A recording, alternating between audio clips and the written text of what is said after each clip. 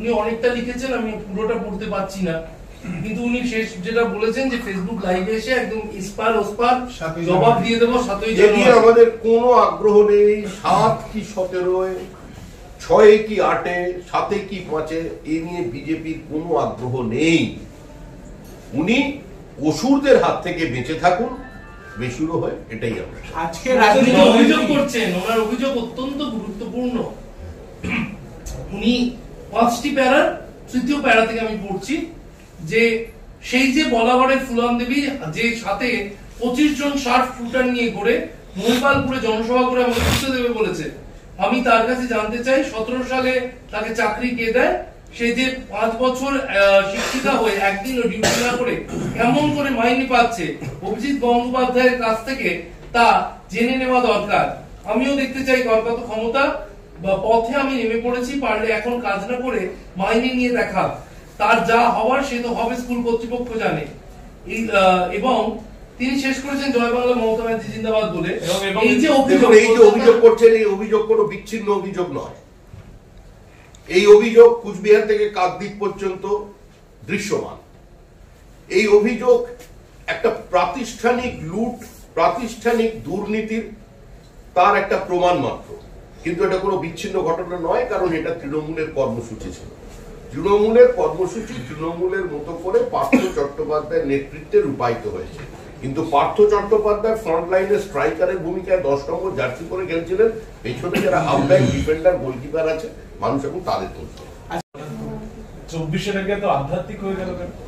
তৃণমূল কংগ্রেসের নেতা নেত্রীরা যারা এই সমস্ত তুলনা করছেন, তৃণমূল কংগ্রেস বিভিন্ন সময় বিভিন্ন জিনিসকে ব্যবহার করে, জাতীয় সঙ্গীতকে ব্যবহার করছে, গীতাকে ব্যবহার করছে, এখন রামকৃষ্ণ সারদামণিকে ব্যবহার করছে। সামনে বলবে যত মত তত পথ, আর গ্রামে যখন ঢুকে যাবে পঞ্চায়েতে গিয়ে বলবে পথ একটাই, সেই পথটা তৃণমূলের পথ। বিভিন্ন মানুষকে শাস্তি দেওয়ার জন্য দেখবেন কলকাতার পার্শ্ববর্তী এলাকার বিভিন্ন জায়গায় বাড়ির গেটে একটা করে রামকৃষ্ণের মূর্তি বসিয়ে দিয়েছে। আর যদি ভালো করে কান পেতে শোনেন, বেলুর মঠে গিয়ে ওই দক্ষিণেশ্বরের ওখানে যদি রাত্রিবেলা রাস্তায় কান পাতেন, দেখবেন ডুকরে ডুকরে কাঁদছে, রামকৃষ্ণ কাঁদছে যে কোথায় আছে। সম্মেলন করে বলেছেন পশ্চিমবঙ্গ সরকার নীতিগতভাবে সিএ এর বিরোধী, এই রাজ্যে সিএ লাগু হতে দেবে না, এই রাজ্যের যারা অধিবাসী রয়েছেন, নাগরিক রয়েছেন, তারা অলরেডি নাগরিক, তাই নতুন করে তাদের নাগরিকত্বের প্রয়োজন নেই। মামলা করুন, ক্ষমতা থেকে আন্দোলন করুন, আটকে দেখান, যেদিন সিএ লাগু হবে সেদিন লাগু হবে। সমস্ত প্রতিরোধকে গুঁড়িয়ে দেবে মানুষ, মানুষ সিএ এর পক্ষে। ওর দলের লোকজন যারা সীমান্তবর্তী এলাকায় বসবাস করেন, যারা বিভিন্ন সময় তৃণমূলকে ভোট দিয়েছেন, পঞ্চায়েতের সদস্য হয়েছেন, তারাও সিএ দলের মধ্যে গণভোট করুন, দেখবেন ওনার জমানত বাজেয়াপ্ত হয়ে গেছে। বলছি যে কুড়াল সম্পত্তি মমতা বন্দ্যোপাধ্যায়কে মা শারদার হিসাবে তুলনা করেছে। আজকে কিছুক্ষণ আগে স্বামী নিত্যানন্দ অধ্যক্ষ রামকৃষ্ণ মিশন বলেছেন, কে কাকে ভগবান বা কে কাকে শারদা বানাবেন সেটা তার ব্যক্তিগত বিষয়।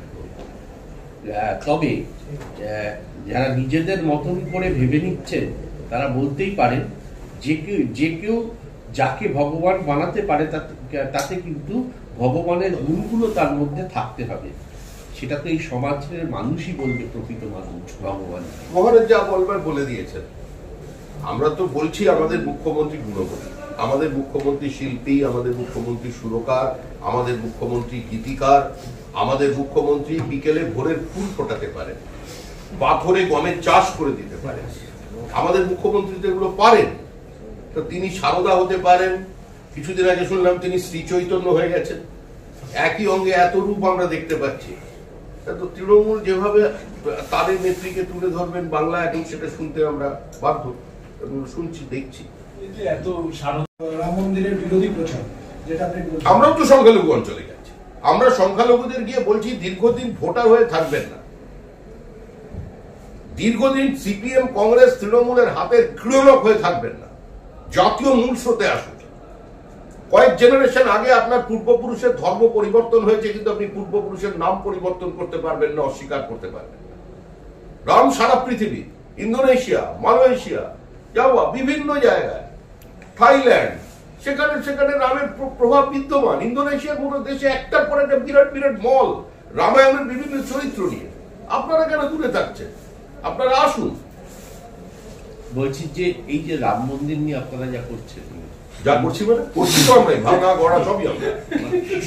22 তারিখকে কেন্দ্র করে যা করছেন আগে এবং পিছিয়ে, বহু লোককে নিয়ে যাবেন ফেব্রুয়ারি মাসে বিভিন্ন রাজ্য থেকে আপনাদের খরচায়, প্লাস যে পরিবেশ তৈরি হচ্ছে, বিরোধীরা এটাকে কিভাবে মোকাবিলা করবে? বিরোধীরা প্রথম কথা হচ্ছে আমরা কাউকে নিয়ে যাচ্ছি না, মানুষ যাচ্ছে, নিজের খরচায় যাচ্ছে, স্বতঃস্ফূর্ত ভাবে যাচ্ছে।